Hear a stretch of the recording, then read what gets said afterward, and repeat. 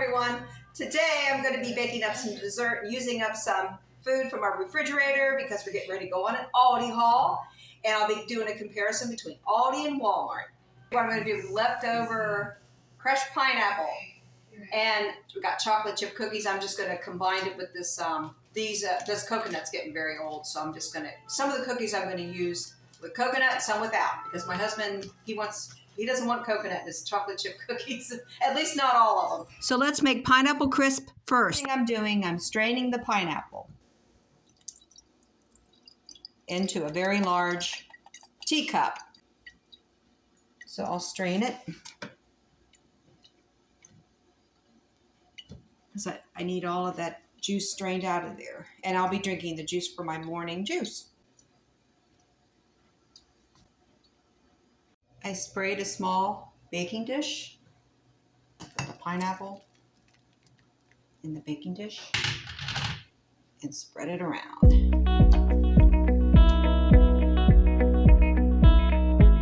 All right, we have our flour in a medium-sized bowl, brown sugar, baking powder and salt. Mix that together.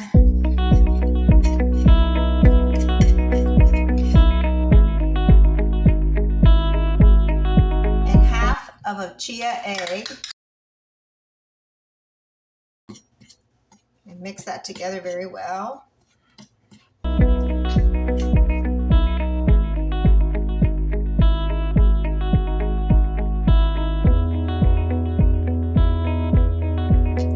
I need just a little bit of liquid, so I got an idea.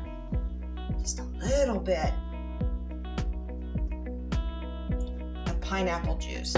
Cool. This should work out great.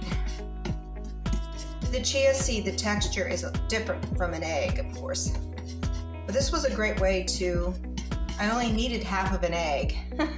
So that way I didn't have to save half an egg to make something with. Yeah, I could save my eggs because eggs are very expensive, of course. Yes, this is working out much better, like a crumble now. Just that little bit of liquid helped. So here's our, pour the topping over the pineapple and spread that around. I've got some margarine I melted. You can use margarine or butter.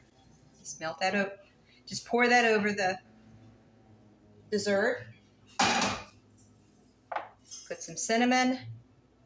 There we go. Oh, a little bit more. Okay. And put it in the oven. At 350 Fahrenheit for about 40 minutes.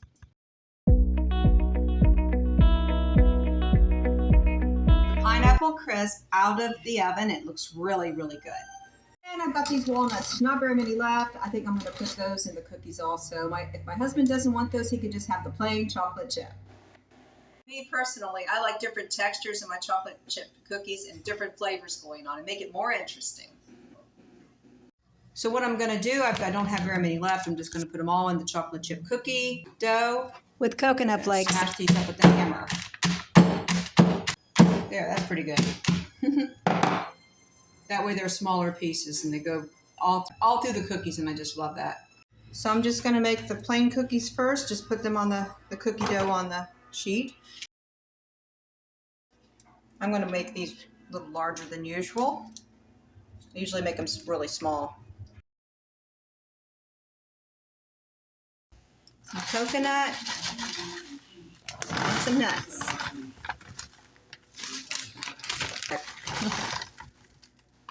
Let's use all the coconut and see what happens. Mix that together.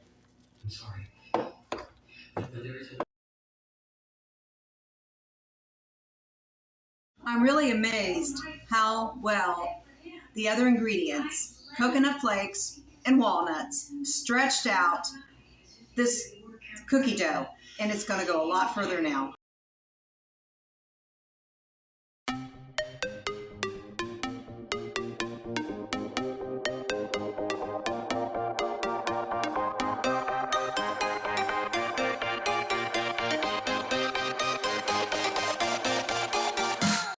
Now it's time to put the cookies in the oven. And we'll see which ones turn out the best. I'm betting on the ones with more ingredients. Let me know which ones look the best to you. All right. Now the first tray of cookies are done. Now these right here look like just regular Toll House cookies. That's what I call them anyway, although I didn't use Toll House brand chocolate chips. So these are very common. All they have is regular chocolate chip cookie recipe with chocolate chips. Now these are different. These are more awesome, I believe, because there's more ingredients. Coconut flakes and walnuts, and they have a totally different texture. They're more like clusters. So this is very interesting. The comparison, it changed them almost completely when I put the coconut and walnuts into the cookie mix. And I've got the other batch in the oven, 4 large ones. Here's the desserts we have so far. The pineapple crisp, regular chocolate chip cookies, Dream Bar chocolate chip cookies with coconut and walnuts. To me, these are the better choice. I think they have more nutrition. They contain more nutrition for sure. But my husband's going to grab these first, I can tell you, because he is very typical chocolate chip cookie lover. I'm anxious to try the pineapple crisp. We'll do that at the end of the video. We got one more dessert to make. Let me show you what ingredient I'm going to use. And here's the surprise ingredient. Grapes. Grapes that are going bad, I need to use up before we go shopping because I'm going to buy more grapes. Fresher grapes. But I need to use these up. I found a recipe online. I searched long and hard for it. Grape muffins, and that's what we're going to make next. So I found the recipe on Al B Baking, Sharing Baking Wisdom. Let's put the cupcake liners in the tins.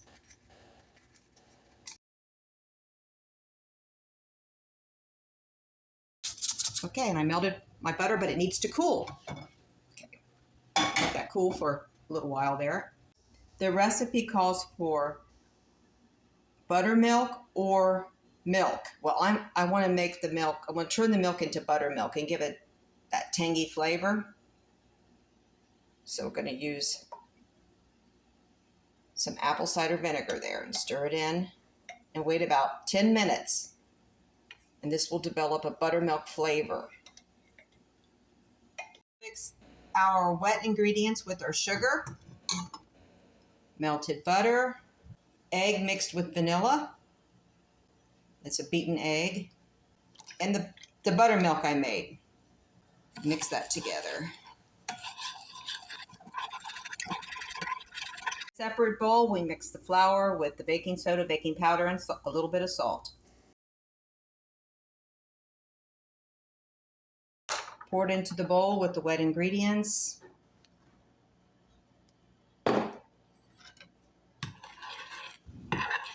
And fold that together.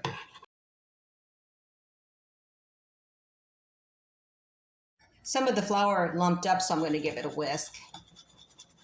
I should have whisked the flour with the baking soda and baking powder and salt. Forgot to do that. So you can whisk afterward if you see any lumps, after you put all the ingredients together. All right, I'm rinsing my grapes. Just going to dry them a little bit. So I don't want too much moisture going into the muffin mix. I'm going to cut the grapes in halves, or if they're very large, I'm going to cut them like in thirds or fourths. Go ahead and put the grapes into the muffin mix. Fold them in there very gently. With an ice cream scoop, I'm going to put the batter in each cupcake tin.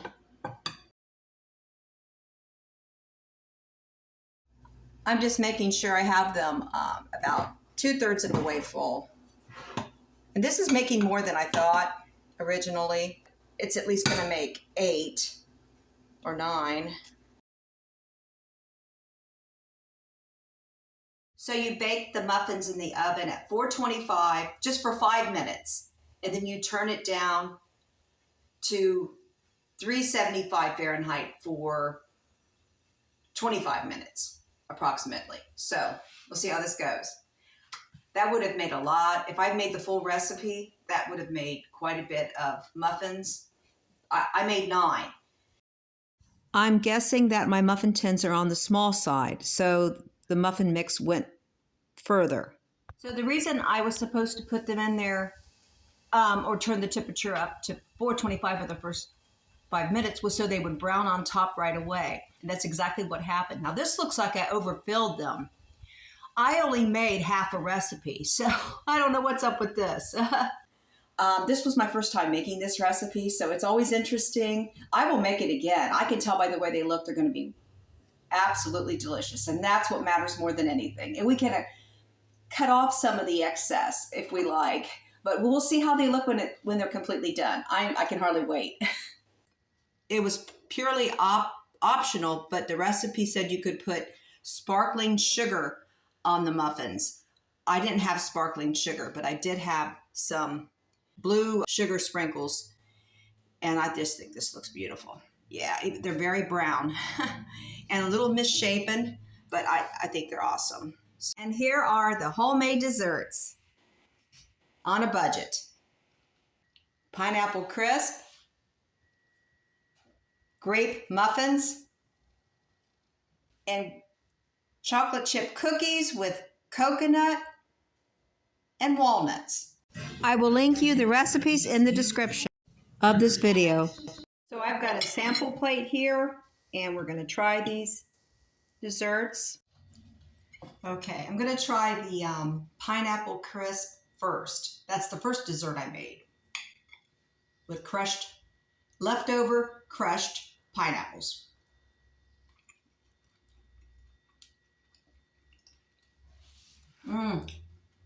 That is a winner. Very good, very good. Love it. We'll make that again. Let's try the cookie. It has, I found a recipe that inspired me after I came up with this myself.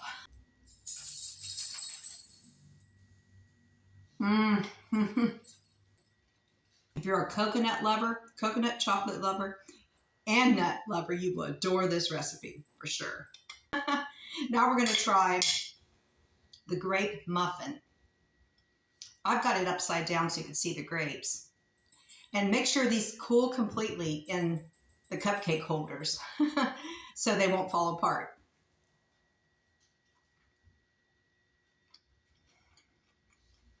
Oh my goodness, this is a winner. It doesn't fail. Every month we have leftover grapes, or within a couple weeks. They start to turn a little bit and they get wrinkled up, some of them do. And we have so many grapes left over because you have to buy them in the big packages unless you skim some off. And grapes are not real cheap, but I go to Aldi usually for my grapes. Oh, that's good. Yeah. Speaking of Aldi, oh, I dropped my fork. That's where we're going today. I'm so excited. Right behind me is the Walmart haul. And I think I'm going to put that on a higher table this time. So I'm getting ready to the Walmart versus Aldi grocery haul, the comparison between the two price-wise and product-wise. We'll discuss it. Now, each month I have this comparison. So I don't say which one wins out. It's up to you to choose. If you shop at both stores, it's up to the individual. All have different products we like. And I like both stores, and there's things about Walmart I don't like sometimes, and there's things about Aldi I don't like either, but I really think Aldi's pretty cool. Walmart's cool most of the time. So we're going to do a comparison. It will be a lot of fun. So check for the next video. God bless each and every one of you. I'll see you on the next one.